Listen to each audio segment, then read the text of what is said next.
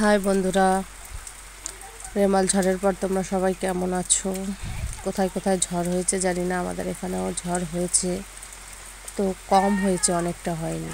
তো পরের দিন দুপুরবেলা অনেকটা বৃষ্টি হয়েছিল। তো দেখো সেই বৃষ্টিতে আমার ছেলে কী শুরু করেছে। নিয়ে যাচ্ছিলাম স্নান করানোর জন্য, তো স্নান না করে দেখো মানে যেরকম নতুন জল পেলে ব্যাঙেরা আনন্দ করে, এ ঠিক তাই। সে মানে কোনোদিন এরকম জলে বৃষ্টিতে ভেজায়নি বা কাদায় ছাড়িনি। তো এবার ওর ইচ্ছা হলো যে ও কাদায় নামবে, জলে। এবার অনেক বললো, মা আমি একটু নামবো, আমি একটু নামবো। তো আমি ভাবলাম আমরাও তো এরকম একটা দিন ফেলে এসেছি, এখন আমাদের মা বাবা মানা করতো, আমরা শুনতাম না।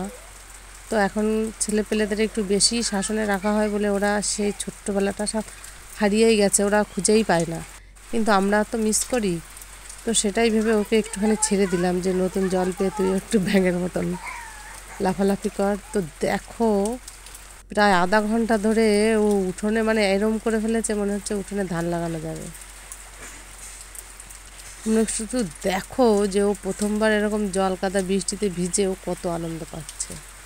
আমরাও ছোটোবেলায় এত আনন্দ করেছি, আমাদেরও মা বাবা বকতো, কিন্তু আমরা কোনোদিনও শুনতামই না।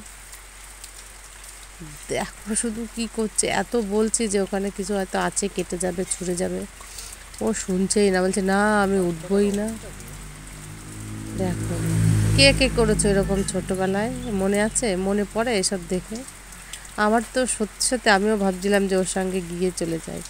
তো শ্বশুরবাড়ি এখন বড় হয়েছি, বয়স হয়েছে, এখন কি আর এসব পাগলামি করলে মানায়? সেই কারণে আমার ইচ্ছা হলেও আমি কাদায় নামতে পারিনি, দূর থেকেই দেখছিলাম। দেখো কি করছে, এখনকার বাচ্চাদের তো নামতেই দেবে না,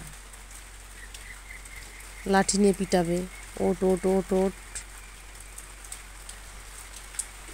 দেখো পাগলামি, দেখো ও যে এত খুশি, মানে ও চাচ্ছিল ওর সঙ্গে আর একজন আসুক। ওর সঙ্গে যদি আর একজন বন্ধু থাকতো বা কেউ থাকতো, তাহলে ওর পাগলামিটা আরও দ্বিগুণ বেড়ে যেত। ও একাই এরম করছে, যদি সঙ্গে আর কেউ থাকতো তাহলে যে ও আর কি কি করতো সে ও নিজেই জানে না। এদিকে বৃষ্টি পড়ছে, হালকা হালকা জল, একদম ব্যাঙেরা ঠিক এরম করে ও ঠিক সেরমই করছে। দেখো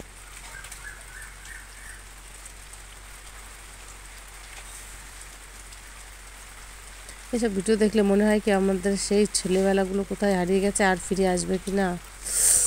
কিন্তু যেটা চলে যায় সেটা তো আর আসে না, আর এখন এরকম দেখাই যায় না যে সেই ছেলেবেলা ফিরে পাবো।